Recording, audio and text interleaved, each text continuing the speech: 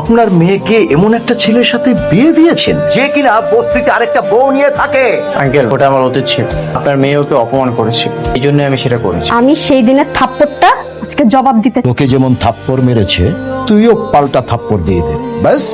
আজকে শুভক্ষণে কাজটা না করলে হয় না। আমার মেয়ে যদি ওকে থাপ্পড় মারতে না পারে তাহলে আপনার সাথে আমার যে বিজনেস ডিল ছিল সব বন্ধ করে দেবো। নীলা, যা থাপ্পড় মার।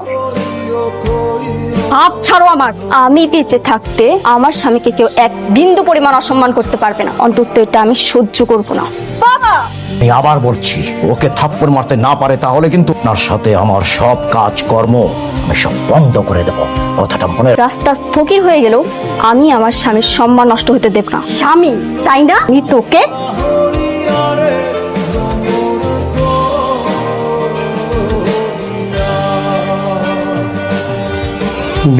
বিজনেসের জায়গায়